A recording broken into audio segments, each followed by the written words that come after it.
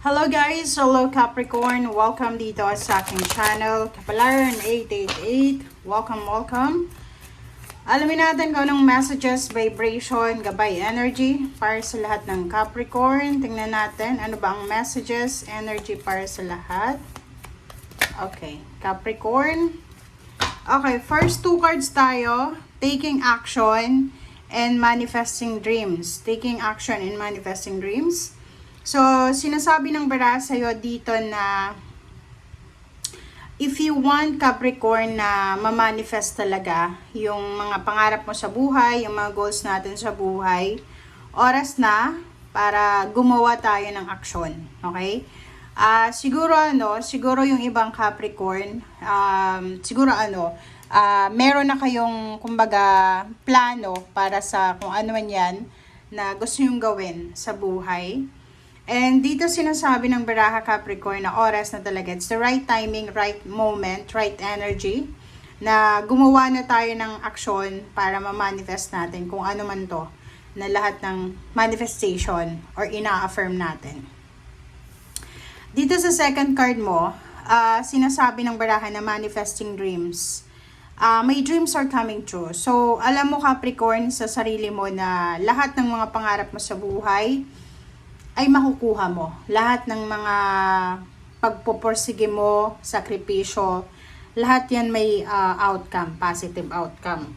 So, sinasabi ng Baraseo dito na oras na talaga para isakatuparan natin, gawan na natin ng paraan, gawan na natin ng aksyon, eto Capricorn, na kung ano man na gusto nating mangyari sa ating buhay. Okay.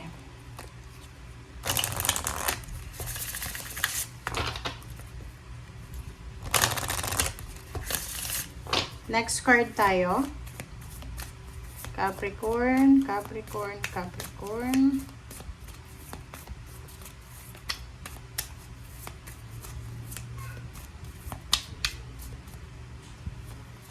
Okay. Fairies. Second deck tayo, Fairies. Earth Magic. So, it's all about financial. So, sinasabi ng Baraha, Capricorn, na oras na para mag-wish ka. It's the perfect time to wish, to manifest, to believe in magic. Okay? Kasi money to pera. Sinasabi ng Baraha Capricorn na kung talagang sigurado ka sa kung ano ang gusto mong gawin sa buhay mo, or sigurado ka sa kung ano ang magdadala sa'yo ng saya, or ano ba yung goals mo sa buhay, sinasabi ng Baraha na ibibigay yan sa'yo. Okay? Ibibigay yan sa'yo ng universe. If it's about money.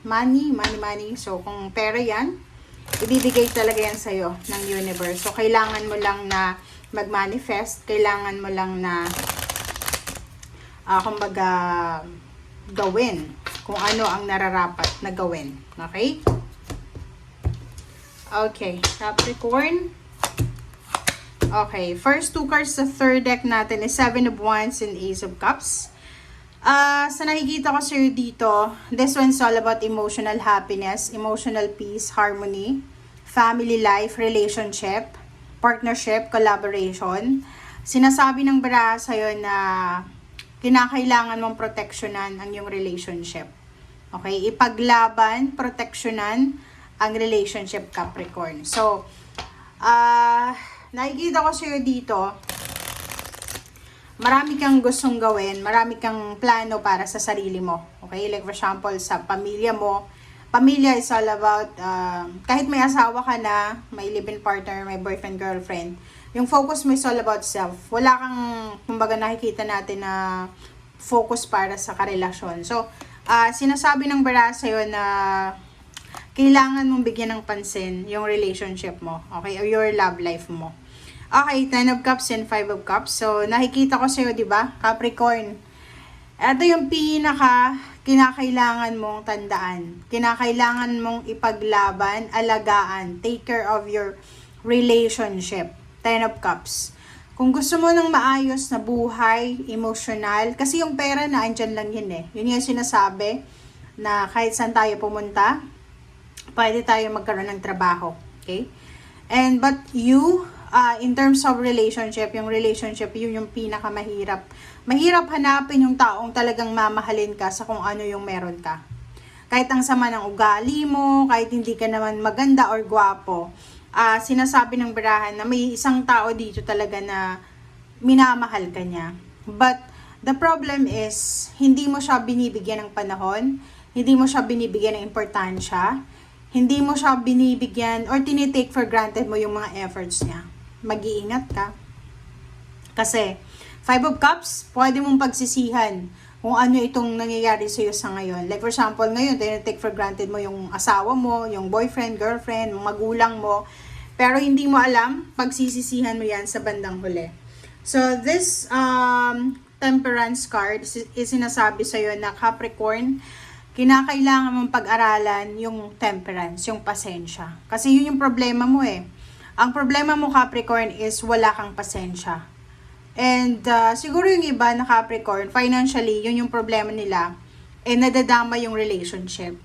So, understandable siguro kung palagi kang walang pera.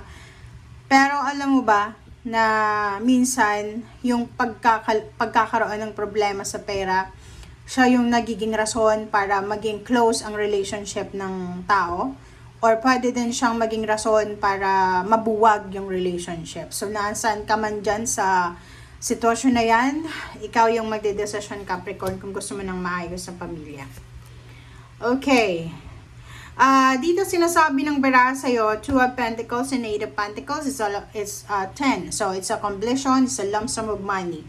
Sinasabi ng baraha, Capricorn, na isang trabaho ang posibleng papasukan mo or isang business ang posibleng bubuksan mo. And itong trabaho or business na to ay posibleng magdadala siya sa'yo ng sobra-sobrang balanse. Pwedeng mataas yung sweldo dito or pwedeng stability and balance ang pwedeng i-offer sa'yo ng company. Okay, High Priestess, makinig tayo sa sinasabi ng ating intuition. Yung High Priestess, guys, sinasabi dyan na ikaw ay, kumbaga, ikaw ay isa sa mga blessed or anointed in terms of emotion, in terms of higher self, diba? Yung emotional, yung intuition natin. So, sinasabi ng barahan na gamitin mo yung intuition mo, okay? Para makuha mo kung ano man ang success na gusto mong makuha dito sa mundong ibabaw. Kasi may 6 of Wands dito, may victory and success, mayroong salary increase, higher position, transformation, progress, travel, international, local. Ang daming pwedeng magbago, ang daming accomplishment and achievements na pwedeng mangyari sa iyo, Capricorn. But the problem is, maraming nag-hold back sa iyo. And isa sa mga nag-hold back sa iyo is relationship. So, ihanda mo ang sarili mo, Capricorn, kasi sa mga susunod na buwan or sa susunod na taon, posible na magiging sobrang busy ka na, 'di ba? So, magiging sobrang busy ang Capricorn na to kasi pwedeng busy siya sa business niya or pwedeng busy siya sa trabaho niya. Okay? Thank you guys for watching and see you again. Bye!